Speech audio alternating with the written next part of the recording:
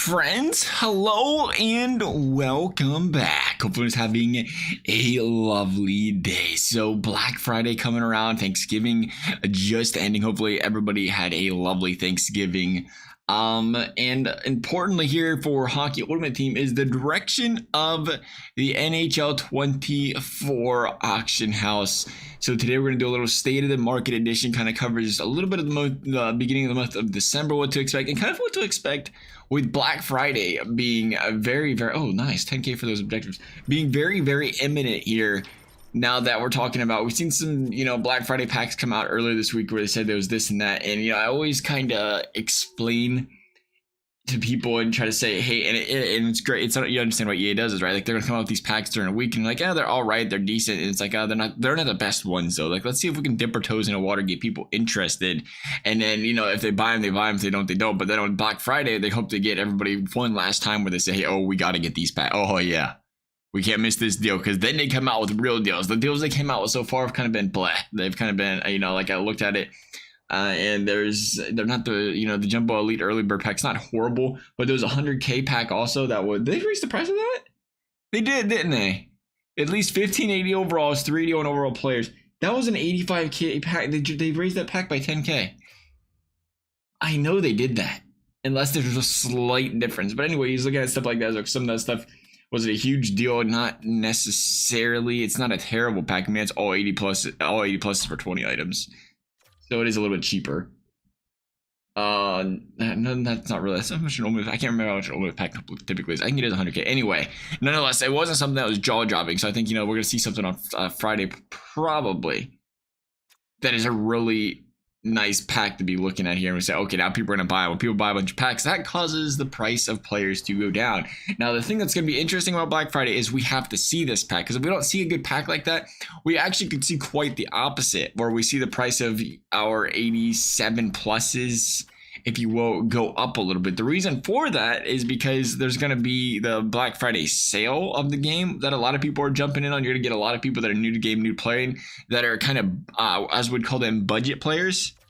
Kind of like when Christmas people buy the game, where it's kind of like, oh, they got the game for Christmas, but they typically aren't, I don't want to say there's nothing wrong with being a younger person playing the game, but typically when you're younger, you don't have all the extra points and stuff laying around as well. You're more likely just to get a few games for Christmas from your parents or whatever. Same could be said about people with Black Friday. Say, hey, they're looking for a $30 game. If they're buying, they're just waiting for the sale on the game, they're more than likely not going to spend money on packs. They aren't as much big spenders. So you're going to have a bunch of those people kind of flood the game, and they're not going to be buying packs, but they are going to be buying players. Some people buy players, the prices go up. So that being said, I'm going to be looking for that pack to come out. That's a good sale pack. If it doesn't come out, look for some of these prices to slowly trickle up a little bit. But before then, what I prefer to do is, do indeed sell some of your 87, 88s beforehand. It doesn't really hurt nothing. You have nothing to lose by doing it. And, be prepared for a potential drop here, and you can potentially scoop them back up. If not, again, if no pack comes out, I think it's easy to go right back and buy those players back for the similar price you just sold them for. That's my personal preference there. Have a little bit of spending, and again, some spending cash as well. And then packs come out, you can go out there and buy some players for a lot cheaper. Not only can you make sure you're not losing coins, but you can kind of make a little bit of a quick profit there, because you're going to sell your players for that and maybe buy them for 10, 15K less. After that direction, let's keep talking about the 87 to 81, 89, 90 overalls. I think we do start to see some of the 87s slowly but surely, quickly start to lose, slowly, but that was a lot. We start to see them lose a little bit of flavor. We start to see their prices trickle down a little bit. It's always important, like how long can you hold on to some cards without losing a lot of coins? The next month's coming out, the month of December, and every month that comes out, we see cards overall just, go up one overall, the master ones at least. So we'll be seeing, just to make sure, it'd be 88 masters instead of the 87s, and just a bunch of other cards, like, Nylander's already 89, he can be a 90, Kucherov can be a 90, so on and so forth. All these other cards are going to be higher. When you got 3 overall points lower than that, that's when we start to worry, like, okay, how many of these guys, the 87s, are going to start to be a little bit cheaper? Because remember, there was even a point in time, where the 86s were a little bit more expensive, and they're a lot cheaper now. That's kind of, what we're going to slowly see other cards like the 86s fall down. We just clicked the wrong one. We're going to see the 86s fall down to that range as well. But yeah, what do we got? McCarr. I mean, McCarr's still 33, so it isn't horrible. But McDavid's 55K. He was far more than that at some point in time. They're gonna hold a little value, and this is what's important, obviously, especially the base cards. They're gonna hold a little value because you can trade them in for players. So there's always gonna be that baseline. But anything up, the 70 to 100K plus range, there's gonna be room to decline. But anything, like the 85s are a good example. I think a lot of them are 10K. You can always feel confident about them staying around that range because there's always gonna be them trade-in sets, whether it be 185 or 384, 284s or whatever, that's going to equal the value of a power collectible or something of that nature. So that's always going to hold the value there. But anything, again, when you get to a higher overall, it's a little bit more concerning. So, always can keep that in mind and say, hey, if you can get a 85, and they're selling, if the cards are crashing, and you can see an 85, I was going to say, I thought that was right. We'll try 10K. That was 100K, that was 10K. Sure, 95? 95, we gotta be getting close. There's 80 left. Okay, yeah, so anything under 95, you can get 1085 overall. That's a good deal. And I would imagine we see some of these 85s go down to about an 88 to 8500 when a pack releases a good one. And you get some good coins in there real quickly with that particular situation happening there. So do keep that in mind. As far as, look at the collectibles, I like going through everything. Collectibles 29, 26. Collectibles, same story. There's a lot of them out right now. There could be a pack that makes them go out even more. We've seen an increased chance likelihood of one of the packs previously, but at the end of the day, collectibles they're the currency of this game. They're always, in EA's eyes, they're the best possible thing you can have in this game, and we mean that by anything you want to upgrade, you need a power-up collectible, and every single master set has power-up collectibles needed. So they're always going to be over 25K. They're always going to be 25, 26, maybe even 27K like we're seeing right now.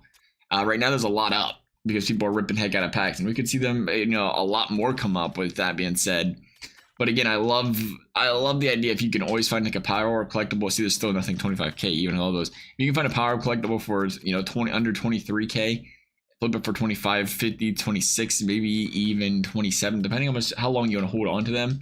I like that. It's a quick flip, good couple K profit there. Yeah, 26K it'll sell for right now. So, and you're gonna see that. You'll see that with these. When you see people ripping a lot of packs, you see a lot of cards on the market, you'll see them, a couple of them. You have to spam it, look for it, but you do have the opportunity there. So keep that in mind. As far as the base cards go, everybody, especially with the team builders, everybody loves buying the base cards.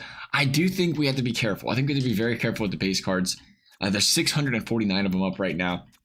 Now, a lot of them's 80, under 80 overalls. But I think the thing is, we just talking about the 87s losing a little bit of flavor. And all the team builders are 87s, which means there may be less incentive for people to buy a bunch of these. Did we put it on? This is buy now, right? Yeah, I was gonna say I didn't even get a chance to look. There's 245 of these up for $12.50 or cheaper. That is a lot. You're gonna have a very hard time selling this. A week ago, or it was 2 weeks ago for sure, where you could sell at 80 plus 1,500 coins. Now, good luck. Good luck if there's 245 of them up. You might get a few to trickle through the system. Some people do just quickly buy as many as they can, but for the most part, it's going to be a lot more difficult. So when you spam the 59-minute mark for looking for 80s, look for the Underhill 1K, and that would, be careful from there on out, because again, there's just not as much of a need for the 80 pluses right now. That being said, though, typically at some point in time, EA does, again, they come with some sort of fancy set, some sort of event. Or if you can't get it for under a K, if you can get it for 900, great price. I mean, you'll see them go up a little bit temporarily. I don't think it's as permanent as they would be with a new team building set out, but I think you'll see them bounce up a little bit if there's a new set. People need the players.